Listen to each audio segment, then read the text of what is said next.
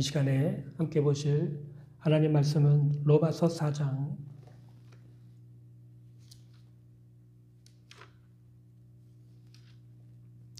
로마서 4장 17절에서 25절의 말씀을 찾아서 함께 봉독하겠습니다. 이 시간 함께 보실 하나님 말씀을 로마서 4장 17절에서 25절에 있는 말씀입니다. 기록된 바 내가 너를 많은 민족의 조상으로 세웠다 하심과 같으니 그가 믿은 바 하나님은 죽은 자를 살리시며 없는 것을 있는 것으로 부르시는 이시니라. 아브라함이 바랄 수 없는 중에 바라고 믿었으니 이는 내 후손이 이같으리라 하신 말씀대로 많은 민족의 조상이 되게 하려 하심이라. 그가 100세나 되어 자기 몸이 죽은 것 같고 사라의 태가 죽은 것 같음을 알고도 믿음이 약하여지지 아니하고 믿음이 없어 하나님의 약속을 의심하지 않고 믿음으로 견고하여져서 하나님께 영광을 돌리며 약속하신 그것을 또한 능히 이루실 줄을 확신하였으니 그러므로 그것이 그에게 의로 여겨졌느니라. 그에게 의로 여겨졌다 기록된 것은 아브라함을 위한 것이 아니요 의로 여기심을 받을 우리도 위함이니 곧 예수 우리 주를 죽은 자 가운데서 살리신 이를 믿는 자니라. 예수는 우리가 범죄한 것 때문에 내줌이 되고 또한 우리를 의롭다 하시기 위하여 살아나셨느니라. 아멘. 저는 오늘 아브라함의 믿음이라는 제목으로 여러분과 함께 은혜를 나누고자 합니다.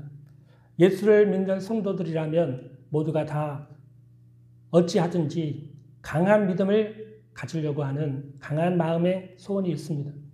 그러나 강한 믿음이라고 하는 것은 손에 붙잡힐 듯 하면서도 좀처럼 잡히지가 않는 것이 이 강한 믿음이라고 할 수 있습니다.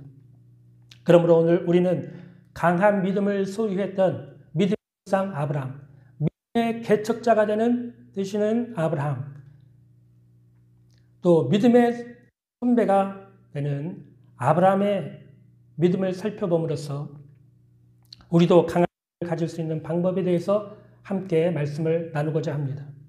먼저 아브라함은 말씀 위에 선 믿음을 가졌었습니다. 여러분, 우리도 아브라함처럼 강한 믿음을 가지려면 우리도 말씀 위에 선 믿음을 가져야 하는 것입니다. 하나님께서는 우리 예수 믿는 각 사람에게 분량대로 믿음을 다 주셨습니다.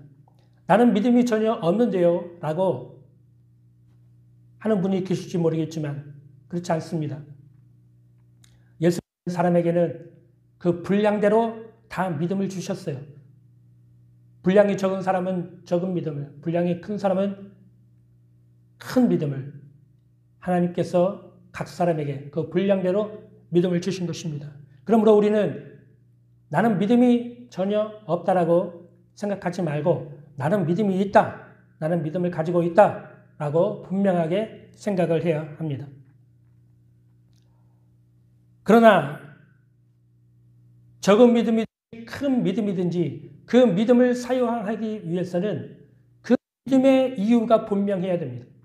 여러분, 우리가 믿습니다 아무리 말해도 믿음의 이유가 분명하지 않으면 그 믿음은 헛된 믿음이 됩니다. 믿음에는 반드시 믿을 수 있는 근본적인 이유가 있어야 됩니다. 우리 그리스도인들에게는 믿을 수 있는 이유가 무엇입니까? 바로 이 성경이 우리가 바로 믿을 수 있는 이유가 되는 것입니다.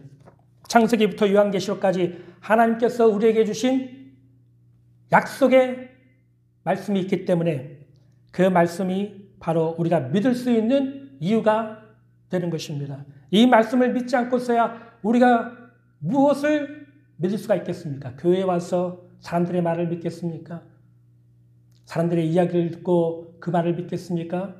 사람들마다 천차만별의 여러분 생각을 가지고 있고 주장이 다르고 경험이 다르고 체험이 다 다른데 우리가 누구의 말을 믿고 따릅니까? 우리는 오직 참되신 하나님의 말씀을 믿고 따르는 것입니다. 만일 우리가 참된 말씀을 믿으면 우리의 인생은 행복하게 변하게 될 것입니다. 그러나 우리가 거짓된 말을 믿으면 우리는 불행하고 실패한 인생을 살게 될 것입니다. 오늘날 많은 사람들이 거짓된 말을 믿다가 낭패를 당한 사람들이 참으로 많습니다. 사람들은 말하기를 종교는 다 좋은 것이다. 무슨 종교를 믿든지 불교를 믿든지 기독교를 믿든지 천주교를 믿든지 마호메트교를 믿든지 공자 맹자를 믿든지 어떤 종교를 믿어도 잘 믿으면 구원을 받는다. 그렇게 말을 합니다. 그러나 이것은 대단히 잘못된 생각입니다. 모든 종교가 다 같지 않습니다. 어떤 길은 사람이 볼 때 좋은 길로 보이지만 결국에는 멸망에 이르는 길이 있습니다. 우리가 믿을 때 올바로 믿어야지 잘못된 말을 믿으면 우리의 인생이 망하게 되고 결국에는 멸망할 수밖에 없는 것입니다. 또 어떤 사람은 진실되고 착하게 살면 다 구원을 받는다고 말을 하는 사람들이 있는데 우리가 아무리 진실되고 착하게 살아도 사람은 구원받지 못합니다.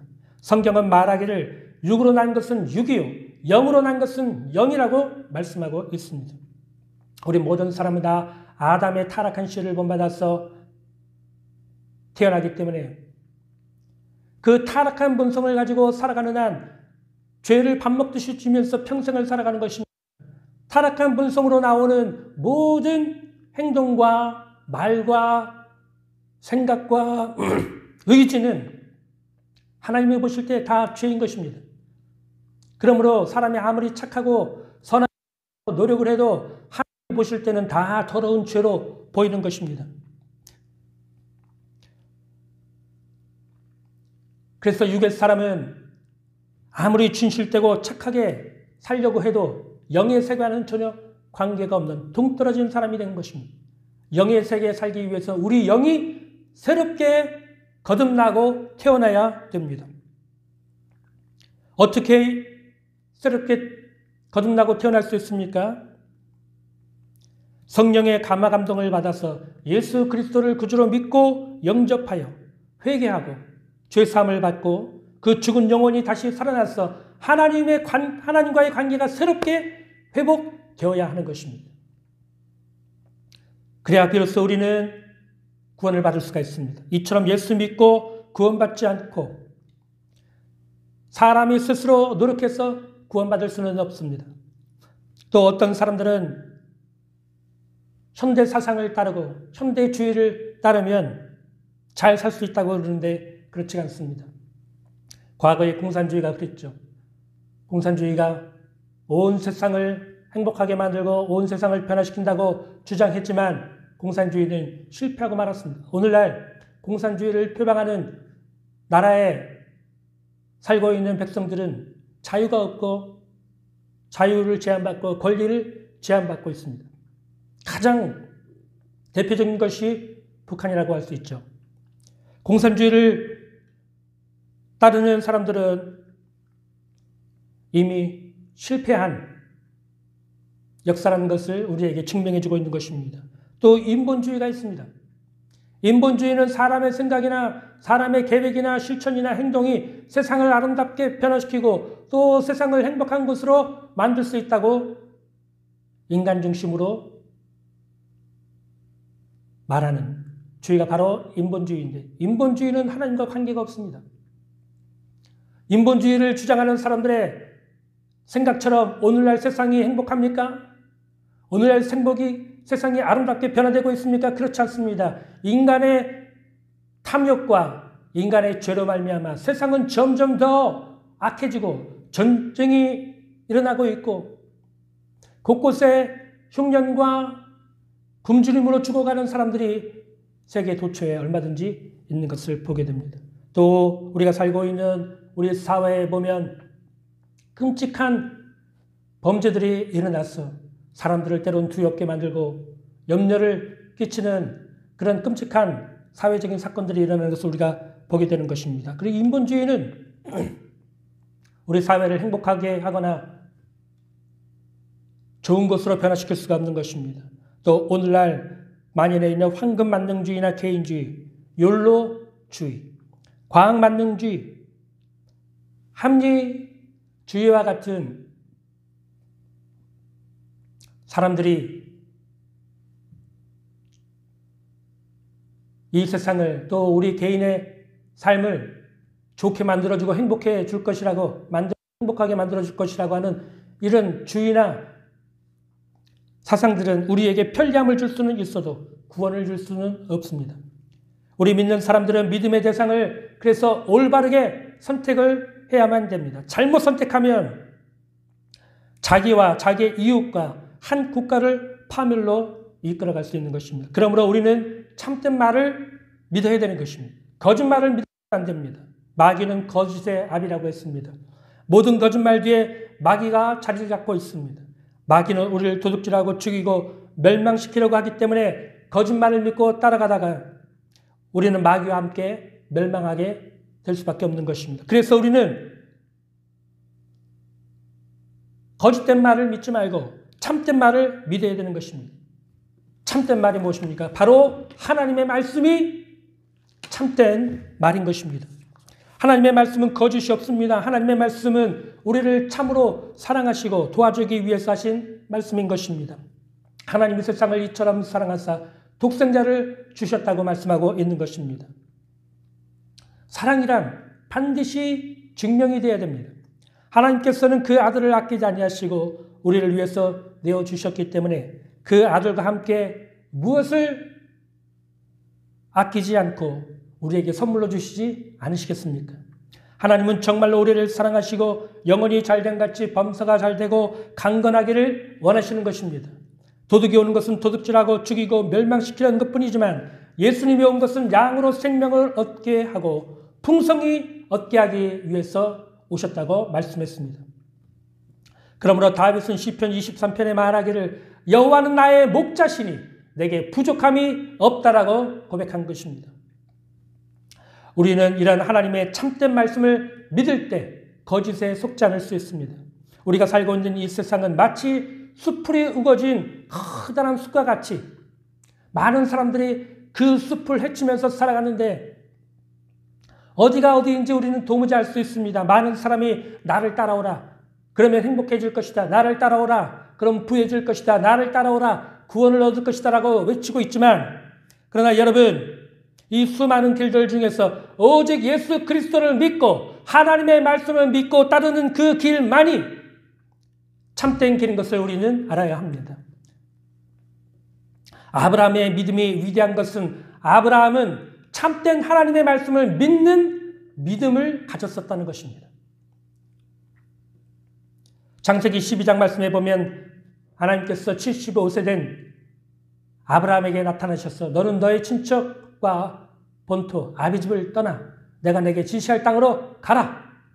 가면 내가 너에게 복을 주고 너로 하여금 복의 근원으로 만들어 주겠다. 너를 축복하는 자에게 내가 축복하고 너를 저주하는 자에게 내가 저주를 내리겠다. 그래서 내가 너를 복의 근원으로 만들어 주겠다고 하나님이 말씀을 하신 것입니다. 이 말씀을 들은 아브라함은 하나님의 말씀을 믿고서 자신이 모은 평생의 모든 재물과 종들과 가축과 아내와 조카 롯을 데리고 고향 땅을 떠나 가나안 땅으로 오게 된 것입니다. 아브라함의 출발은 하나님의 말씀을 믿는 믿음에서 출발했던 것입니다. 로마서 10장 17절에 보면 믿음은 들음에서 나며 들음은 그리스도의 말씀으로 말미암는다고 했는데 아브라함은 하나님의 말씀을 믿는 믿음으로부터 출발했던 것입니다. 그러나 여러분 아브라함이 가나안 땅에 가보니 가나안 땅이 젖과 흐르는 땅이 아니라 큰 흉년이 와서 먹기가 힘들어졌습니다. 환경에 어려움이 닥쳐온 것입니다. 말씀을 따라 사는 신앙에는 반드시 시련과 역경이 있습니다. 믿는다고 해서 여러분 시련도 없고 역경도 없고 시험도 없는 것이 아닙니다. 말씀을 붙들고 말씀을 믿고 사는 신앙에는 역경도 있고 시련도 있고 고난도 있습니다. 그러나 우리는 말씀을 붙잡고서 어려운 환경과 문제들을 극복해 나가는 것이 신앙인 것입니다. 눈에는 아무것도 안 보이고 귀에 아무 소리 안 들리고 손에 아무 붙잡히는 것이 없어도 하나님의 말씀을 붙잡고서 운명과 환경을 극복하며 나가야 되는 것입니다. 그러나 아브라함은 흉년이 왔을 때 하나님의 말씀을 쉽게 포기해버리고 말았습니다. 여러분, 이것이 바로 우리의 문제입니다. 우리가 하나님의 말씀을 믿었으면 어떤 환경이나 문제가 다가와도 말씀을 절대로 포기하면 안 되는데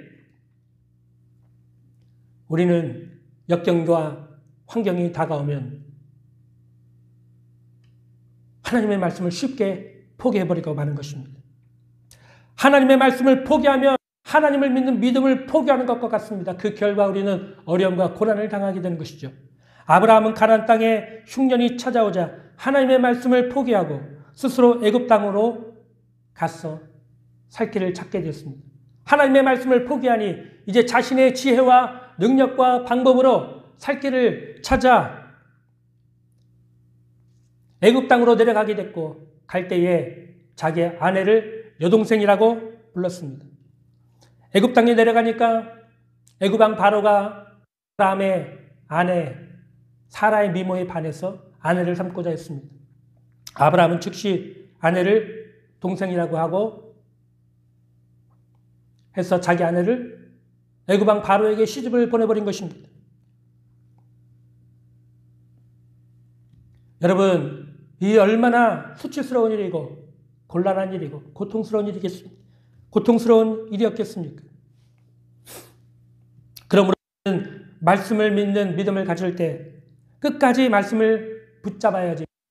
환경이 여의치 않다고 해서 말씀을 포기해버리면 우리는 낙심하고 절망에 빠질 수밖에 없다는 사실을 분명하게 알아야 하는 것입니다. 하나님께서는 아브라함의 신앙이 이처럼 연약하다는 것을 발견하시고 아브라함의 믿음을 보완하기 위해서 도와주셨습니다. 그것이 바로 두 번째로 바라봄의 법칙입니다. 아브라함의 믿음은 연약했기 때문에 더욱더 자라고 견고해지고 강해질 필요가 있었습니다. 말씀을 믿었지만 환경이 어려워지자 순식간에 말씀을 포기해버리고 그는 인간의 지혜와 힘을 의지하고 세상으로 나갔다가 큰 수치와 낭패와 곤란을 당하게 된 것입니다. 그래서 하나님께서는 아브라함의 믿음을 강하게 만들기 위해서 바라봄의 법칙을 가르쳐 주셨습니다. 아브라함이 하나님의 도우심으로 아내를 다시 찾고 가나안 땅으로 들어왔을 때 하루는 하나님께서 아브라함을 부르셨습니다. 아브라함아, 내가 너에게 이 가나안 땅을 너와 내 후손에게 주겠다라고 약속했지만 너는 그 말씀을 쉽게 포기했다. 그러므로 너는 이 가나안 땅 동서남북을 바라봐라. 그래서 아브라함이 고개를 들어서 가나안 땅에 저것을 멀리 동서남북을 바라보았습니다. 그러자 하나님께서는 내 눈으로 보이는 이 땅을 내가 너와 내 자손에게 주리니 영원토록 그들의 소유가 될 것이다 라고 말씀을 하셨습니다.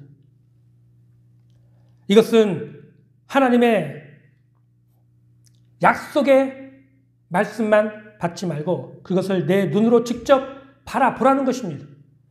바로 바라봄의 법칙인 것입니다. 말씀을 마음으로만 믿는 것이 아니라 그것이 이루어진 모습을 마음으로 바라보라는 것입니다. 그래서 아브라함이 그때 바라본 땅이 오늘날 이스라엘 나라가 가지고 있는 땅이 되었습니다. 그러므로 바라봄의 법칙은 대단히 중요합니다.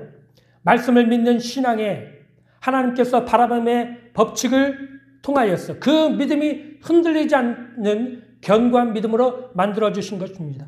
아브라함의 나이 80세가 되었고 그의 아내의 나이가 70세가 되었을 때 아브라함은 하나님이 이미 반드시 내 몸에서 날 자가 내 후손이 되리라, 내 씨가 되리라는 약속을 받았었습니다. 그러나 아브라함과 사라, 이 노인들이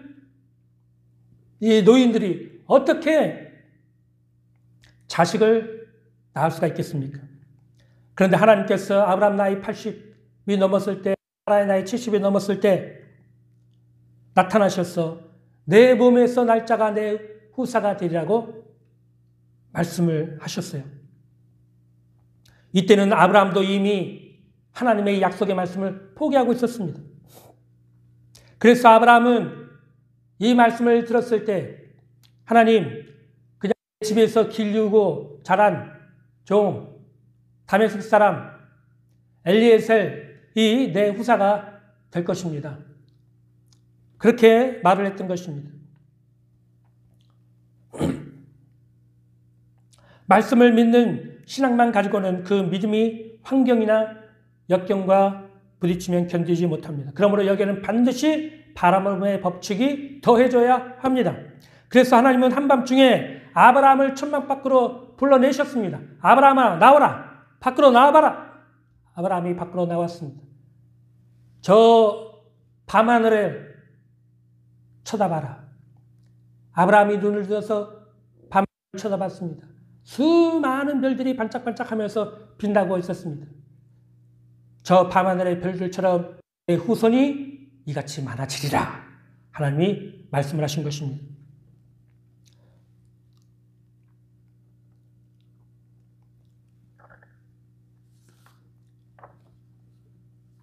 아브라함은 그 말씀을 듣고 마음에 큰 감동을 받게 되었습니다. 밤하늘에 반짝반짝 빛나고 있는 저 수많은 별들처럼 아브라함 자신의 후손이 많아지겠다고 하나님이 말씀을 하셨을 때 그 마음속에 차고 넘치는 감동을 받게 되었고, 그 감동을 받은 마음으로 다시 별들을 쳐다보니 그 수많은 별들이 아브라함의 후손들로 변해서 아버지 아브라함이여, 아버지 아브라함이여 하고 외치고 있는 것처럼 보였습니다.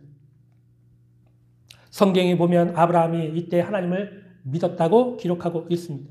그는 이제 눈에 아무 증거 안 보이고 귀에 아무 소리 안 들리고 손에 아무 잡히는 것이 없어도 아브라함은 흔들리지 않는 하나님을 믿는 믿음을 갖게 된 것입니다. 로마서 4장 19절과 20절에 보면 아브라함은 자기 몸이 죽은 것 같고 사라의 태가 죽은 것 같음을 알고도 믿음이 약하여지지 아니하고 믿음이 없어 하나님의 약속을 의심치 않고 믿음으로 견고하여졌다고 말씀하고 있는 것입니다.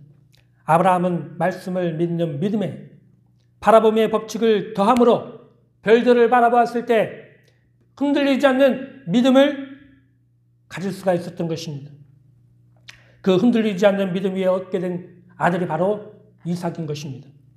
여러분, 우리의 구원과 축복도 모두 다 이 바라봄의 법칙을 통해서 얻게 되는 것을 여러분 알아야 됩니다. 이스라엘 백성들이 광야 생활을 할 때 힘들고 피곤하다고 하나님과 모세를 향해서 원망하기 시작했습니다. 하나님께서는 이것을 기뻐하지 않으시고 불뱀을 보내서 백성들을 물게 하셨습니다. 불뱀에 물려서 신음하며 고통을 하던 백성들이 소리를 치면서 죽겠다고 합니다. 모세가 이를 위해서 하나님께 기도하자 하나님께서는 놋뱀을 만들어 장대에 높이 달고 그것을 쳐다보게 하라. 쳐다보는 자는 다 살게 될 것이다. 그래서 모세가 놋뱀으로 만들어서 장대에 달고 높이 들고 백성들 사이를 다니면서 하나님이 말씀하시기를 누구든지 놋뱀을 쳐다보면 살아난다고 말씀하셨습니다. 여러분, 이 놋뱀을 쳐다보십시오 하고 외치면서 백성들 사이를 돌아다니게 된 것입니다. 그러자 사람들이 이 놋뱀을 쳐다보니까 불뱀에게 물린 고통이 순식간에 사라지고 몸이 치료가 되었습니다. 그러나 어떤 사람들은 지금 불뱀에 물려서 고통하고 죽어가고 있는데 저 놋뱀을 쳐다본들 그것이 나의 치유하고 무슨 상관이 있느냐 의심하고 쳐다보지 않은 사람들은 모두 죽고 말았던 것입니다. 모세가 광야에서 높이 장대에 단 놋뱀은 바로 우리 예수 그리스도를 상징하는 것입니다. 예수님께서 십자가에 달려 죽으심으로 우리의 모든 죄와 허물을 대속해 주셨습니다. 하나님께서는 누구든지 예수 그리스도를 바라보고 믿는 자마다 구원을 얻는다고 우리에게 약속해 주신 것입니다. 그러므로 우리가 죄사함을 받고 구원을 받기 위해서는 십자가에 달리신 예수님을 바라보고 믿고 모셔야 하는 것입니다. 우리가 예수님을 바라보면 우리가 예수님의 십자가를 바라보면 하나님께서는 성령의 감화 감동의 역사로 우리에게 믿음을 주시고 우리를 변화시켜 주시고 거듭나게 하시고 구원을 내주시는 것입니다. 그렇기 때문에 우리는 입술로 믿습니다, 믿습니다. 아무리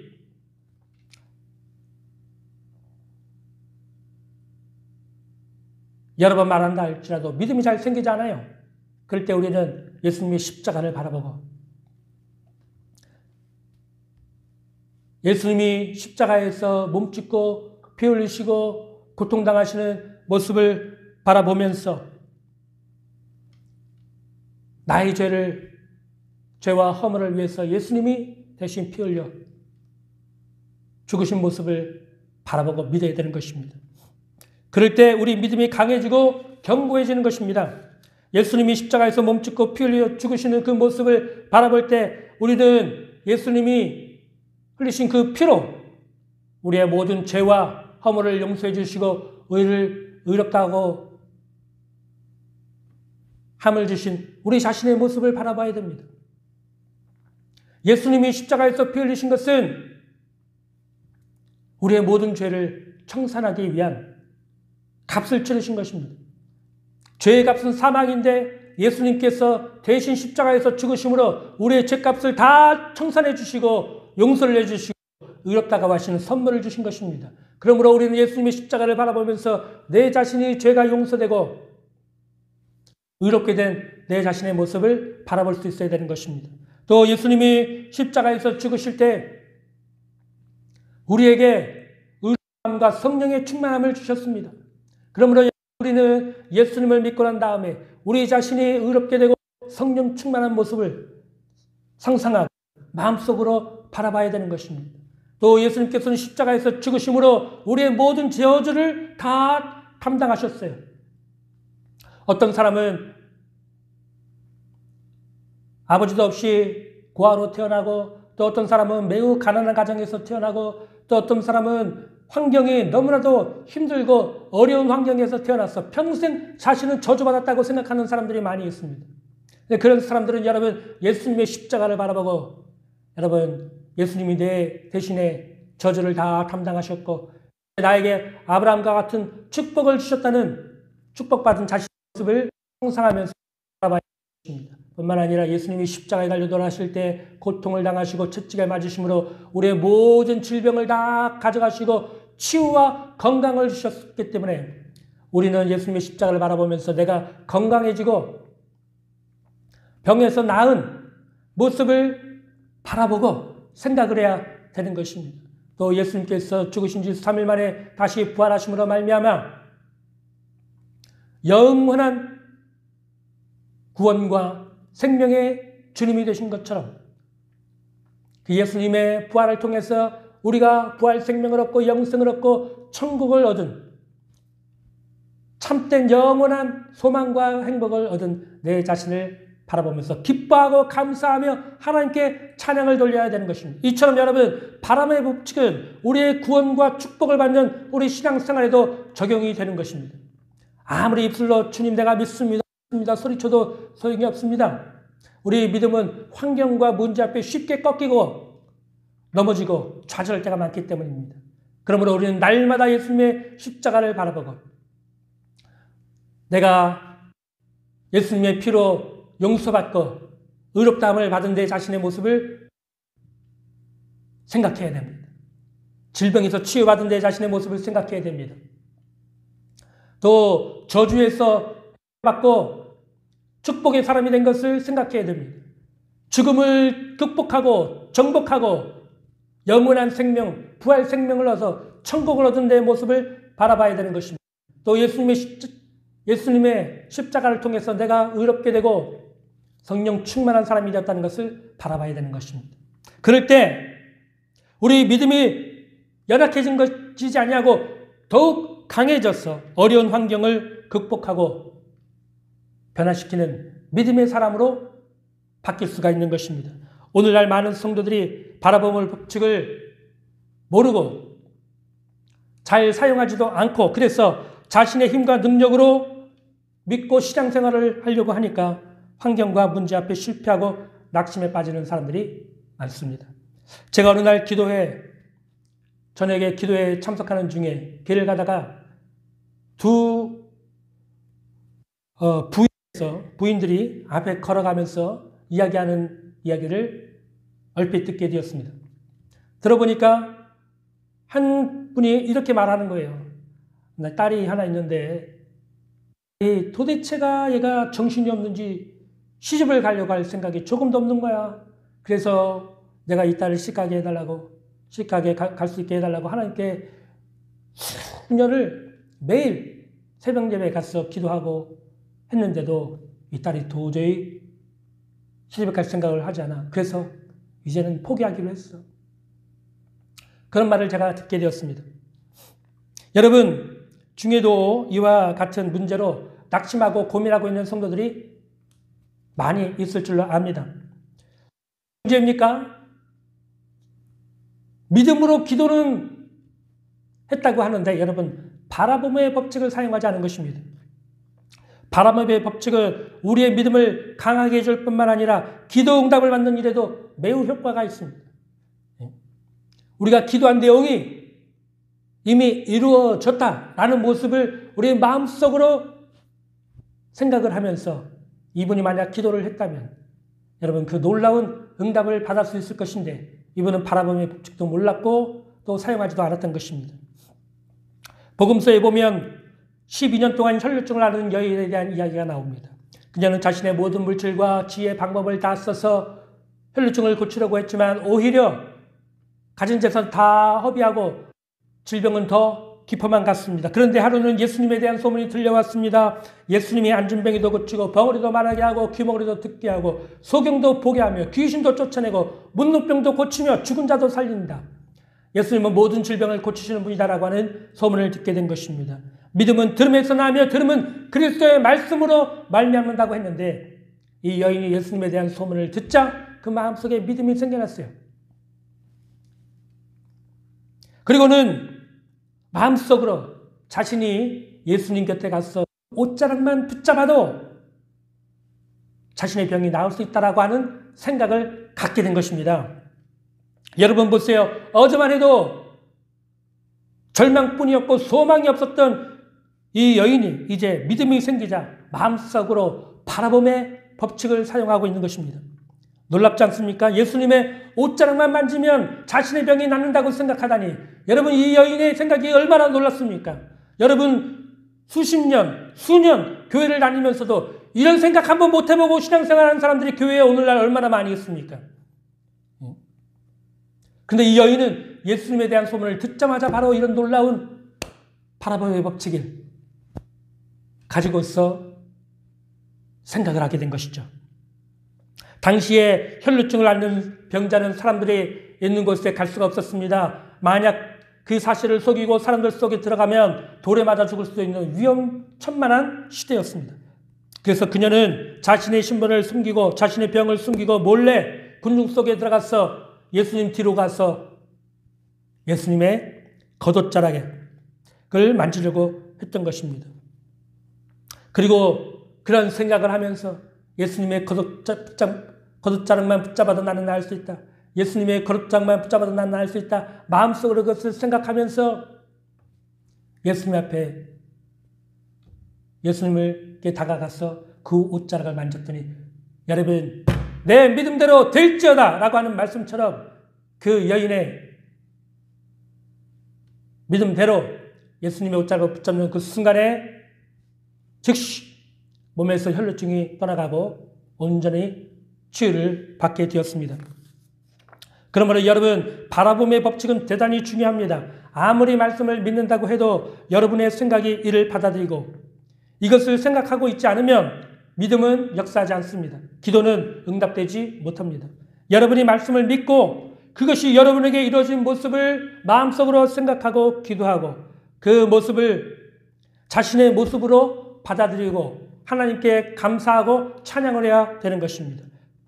아브라함은 이러한 믿음의 법칙을 통해서 하늘의 별들을 자신의 후손들로 바라봄으로써 하나님께 영광을 돌리고 감사하고 그 믿음이 견고해질 수 있었던 것입니다. 창세기 15장 4절에서 6절 말씀에 보면 여호와의 말씀이 그에게 임하여 이르시되 그 사람이 내 상속자가 아니라 내 몸에서 날 자가 내 상속자가 되리라 하시고 그를 이끌고 밖으로 나가 이르시되 하늘을 우러러 무뼈를 셀 수 있나 보라.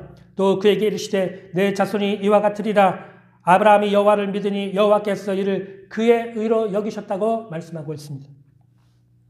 하나님께서는 사도 바울의 선교 사역도 이 바라봄의 법칙을 통해서 이끌어 주셨습니다. 바울이 소아시아 지역에 가서 복음을 전하라고 하자 성령께서 막으셨습니다.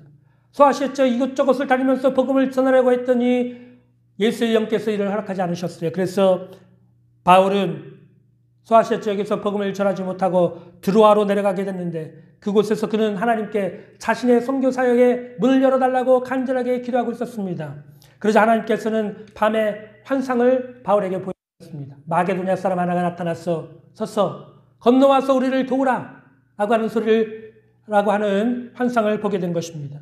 이 환상을 봤을 때 바울은 하나님께서 저들에게 가서 복음을 전하라고 하나님이 하신 줄로 알고 마게도냐로 급히 건너가서 복음을 전한 것이 바로 빌립보 성이었습니다. 이는 유럽 선교의 첫 번째 선교 기지가 되는 그런 곳이었던 것입니다. 하나님이 주신 환상이라는 것은 하나님이 성령의 가마를 통해서 장차 하실 일을 우리에게 미리 보여주신 것을 말합니다.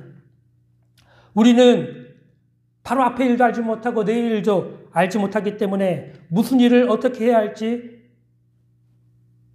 알지 몰라서 고민하고 때가 많습니다. 그런데 하나님께서 환상을 보여주심으로 우리가 그 환상을 마음속에 생각하고 마음속으로 바라보고 그 일이 이루어지기 위해서 우리가 우리의 삶을 방향을 맞추고 초점을 맞추고 나아가게 되면 하나님의 역사가 이루어지게 되는 것입니다. 이처럼 하나님은 바라보는 법칙을 통해서 성도의 삶을 인도해 주시고 믿음을 견고하고 강하게 만들어 주신 것입니다. 그 다음으로 하나님께서 아브라함에게 주신 것은 기적을 믿는 믿음을 갖도록 도와주신 것입니다. 기적이 무엇입니까? 인간의 이성과 경험으로 또 능력으로 할 수 없고 또 환경과 자연 법칙을 초월한 하나님의 능력이 바로 기적인 것입니다. 여러분, 죽은 자가 다시 살아나는 것 기적 아닙니까? 인간의 힘과 능력으로 어떻게 죽은 자를 다시 살릴 수가 있겠습니까? 오늘날 아무리 과학기술이 발달하고 의료기술이 발달했어도 죽은 사람을 다시 살리는 것은 불가능한 일입니다. 그러나 성경에 보면 하나님께서는 죽은 자들을 무수히 다시 살리신 것을 보게 됩니다. 사복음서에 보면 예수님께서는 죽은 야이로의 어린 딸을 다시 살려주셨습니다.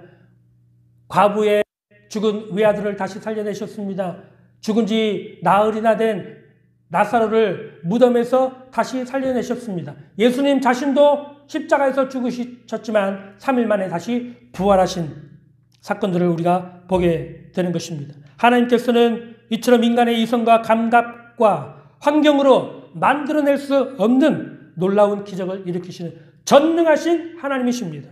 하나님께서는 바로 이런 기적을 일으키시는 하나님을 믿는 믿음을 아브라함에게 주셨는데 인간의 이성으로는 이것을 받아들일 수 없죠. 죽은 자가 다시 살아난다는 것, 여러분 우리 인간의 이성으로 어떻게 이것을 이해하고 받아들일 수 있습니까? 아브라함 나이 99세 때 그의 아내 사라가 89세 때 하나님이 나타나셔서 말씀하시기를 1년이 지나면 내 아내 사라에게 아들이 있으리라 고 말씀하신 것입니다. 아브라함이 놀라고 당황스럽죠. 인간의 이성으로는 받아들일 수 없어요. 인간의 경험으로 또 환경적으로 자연 법칙을 볼 때 이것은 도저히 일어날 수 없는 일인 것입니다. 어떻게 100세가 되고 90세가 된 노인들이 아이를 낳을 수 있단 말입니까? 이건 불가능한 일이에요. 그래서 아브라함도 웃고 사라도 웃었습니다. 즉 믿을 수 없다는 말이죠. 그래서 하나님께서는 아브라함에게 기적을, 하나님이 일으키시는 기적을 믿는 믿음을 주시기 위해서 하신 일이 있습니다. 그것은 바로 그들의 이름을 바꾸어서 부르게 하셨던 것입니다. 아브람은 아브라함으로, 아브라함은 열국의 아비란 뜻입니다. 또 사레는 사라로, 많은 무리의 여주인이라는 이름을 바꿔서 매일매일 서로의 이름을 부르게 하신 것입니다. 우리나라에서는 부부가 서로 이름을 잘 부르지 않고 여보, 당신 이런 식으로 호칭을 부르지만 외국에서는 부부가 서로 이름을 자주 부른다고 그래요. 그러니까 사라가 매일 아침마다 아브라함 일어나세요. 아브라함 씻으세요. 물 떠들어놨으니까 씻으세요. 아브라함 식사 준비됐으니까 식사하세요. 아브라함 지팡이가 저기 있으니까 가지고 이제 양을 치러 나가세요. 또 아브라함이 양을 치고 돌아오면 아브라함 이제 들어와서 씻고 쉬세요. 하루 종일 이 부부가 서로의 이름을 부르면서 생활했던 것이죠. 또 아브라함도 아내 사라를 부르면서 식사 준비 다 됐어. 사라 어디에 있어? 사라 옷 좀 가지고 오시오. 서로의 이름을 부르면서 하루 종일 붙어서 살았던 것입니다. 근데 여러분 이 두 사람은 그렇다 쳐도 이 부부가 서로의 이름을 부르면서 생활하는 모습을 본 사람들은 기가 찰 노릇입니다. 예? 자식이 한 명도 없고 어린 자녀도 없는 이 노인 부부가 아브라함? 많은 민족의 아버지? 사라? 많은 무리의 여주인? 아무것도 없는데요. 눈에 보이는 거 아무것도 없습니다. 소리 들리는 거 없고 손에 잡히는 거 아무것도 없어요. 그러나 하나님께서는 아브라함에게 기적을 일으키는 믿음을 주시기 위해서 이름을 바꾸어서 날마다 그것을 입으로 시인하면서 살게 하셨던 것이죠. 사람들이 어떻게 생각하든지 간에 아브라함과 사라는 하나님이 가르쳐 주신 방법대로 서로의 이름을 부르며 매일같이 아브라함, 사라 이름을 부르면서 1년이 지났을 때 정말 하나님의 말씀대로 아들 이삭을 갖게 된 것입니다. 기적을 믿는 하나님을 믿는 믿음은 바로 우리의 입술로 고백하고 시인할 때 기적이 일어나는 것이에요. 많은 사람들이 믿습니다, 믿습니다, 믿습니다 하고는 실생활에 가서는 아유 어렵겠는데요. 아유 힘들겠는데요. 아유 못합니다. 어떻게 그게 되겠습니까? 입으로 다 그만 이 믿음을 다 털어버리는 것입니다. 하나님의 기적이 일어날 수가 없죠. 제가 예전에 안양체육관에서 있었던 한 부흥 집회에서 일어난 기적을 저는 잊지 못하고 있습니다. 외국에서 온 한 부흥사 목사님이 체육관에서 부흥 집회를 인도할 때 말씀을 전하시고 난 다음에 이제 병자들을 향해서 하나님께서는 믿음을 통해서 역사하시니까 이 시간에 여러분이 믿음을 보여주십시오. 믿음으로 반응해 보십시오 하고 요구를 했습니다. 그러자 여기저기서 목사님 제가 많이 아픕니다. 목사님 저한테 오셔서 기도해주세요. 여기저기서 환자들이 도움을 요청했습니다. 그러나 이때 한 여자 청년이 영어로 큰 소리로 이렇게 외쳤습니다. Pastor, I want to run tonight. Pastor, I want to run tonight. 제가 발음이 좀 좋지 못합니다. 여러분 양해해 주시기 바랍니다. 무슨 뜻입니까? 목사님, 저는 오늘 밤 달리기를 원합니다. 목사님, 저는 오늘 밤 달리기를 원해요. 고쳐달라는 기도가 다른 사람들은 막 고쳐주세요. 기도해달라고 했는데 이 여자는 자기는 오늘 밤 달리기를 원한다는 것입니다. 목사님이 이 소리가 난 곳으로 가보니까 한 여자 청년이 휠체어에 앉아 있었습니다. 그는 목사님이 향해서 Pastor, I want to run tonight. 나 오늘 밤 달리기를 원합니다. 인간의 이성으로 볼 때는 여러분 불가능하죠. 어떻게 안진뱅이 휠체어 탄 사람이 그 즉시 일어나서 달릴 수가 있겠습니까? 인간적으로 불가능한 일인 것입니다. 그러나 여러분 하나님은 기적을 일으키는 하나님을 믿는다면 여러분 그 일은 분명하게 기적이 일어날 수 있는 것입니다. 우리는 그런 믿음을 갖고 살아야 하는 것입니다. 목사님이 그 청년에게 다가갔어요. 그리고 그녀에게 위해서 기도를 해주었습니다. 그리고 그녀를 붙들고 자리에서 이렇게 세웠어요. 그리고는 말했습니다. Rise up and run. 일어나세요. 이렇게 세웠습니다. Run! 달리세요. 그런 거죠. 그러자 힘겹게 일어났던 휠체어에서 힘겹게 일어났던 그 청년이 손을 옆구리에 붙이더니 앞으로 뛰기 시작한 것입니다. 그리고는 그 안양체육관을 한 바퀴를 돌았어요. 달리면서. 여러분, 기적이 일어난 것입니다. 여러분, 기적을 일으키는 믿음은 바로 우리의 입술의 고백과 시인을 통해서 일어난다는 사실을 분명하게 알아야 되는 것입니다. 100세가 된 아브라함은 자녀를 낳는 일을 불가능하다고 생각하고 있었지만 하나님께서는 아브라함과 사라의 힘을 바꾸어 주셔서 매일 부르게 하심으로 기적이 일어날 수 있다. 하나님은 기적을 일으키신 하나님이라는 사실을 믿는 믿음을 갖게 하신 것입니다. 하나님은 죽은 자를 살리고 없는 것을 있도록 부르시는 하나님이심을, 하나님은 기적의 하나님이심을 믿도록 도와주신 것입니다. 그래서 아브라함은 100세의 아들 이삭을 얻게 되었습니다. 그러므로 여러분, 우리가 어려운 환경과 문제를 만났을 때 하나님의 말씀을 믿고 그것이 자신에게 이루어진 일을 마음속으로 바라보고 그것을 날마다 입술로 시인하고 고백하며 하나님께 감사하며 찬양할 때 하나님의 기적이 일어나는 것을 여러분 믿으시기를 바랍니다. 만일 여러분이 그렇게 하면 사람들이 여러분을 보고 미쳤다고 말할 것입니다. 왜냐하면 사람들은 하나님을 믿지 않기 때문입니다. 그러나 우리는 하나님이 기적의 하나님이심을 믿습니다.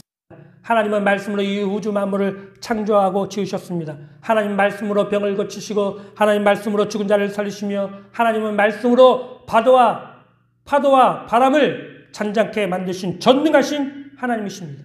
우리가 이것을 입술로 시인하고 고백할 때 하나님께서는 기적을 베풀어 주시는 것입니다. 그러므로 우리는 입술로 항상 믿음의 고백을 하는 일에 힘써야 합니다. 믿음을 버리고 불신앙적인 말을 할 것이 아니라 우리는 날마다 나는 할 수 있다. 하면 된다. 해보자. 나의 삶에 기적이 일어난다. 하나님이 나와 함께 하신다. 성령이 충만한 은혜를 나한테 베풀어 주신다. 더러운 마귀는 떠나갈지어다. 병은 깨끗하게 고침받을지어다. 저주는 사라지고 아브라함의 축복이 나에게 다가올지어다. 우리 입술로 날마다 이 믿음의 고백을 시인하면서 살아가야 하겠습니다. 여러분, 강한 믿음을 가지기 위해서는 먼저 말씀을 굳건히 믿는 믿음을 가져야 합니다.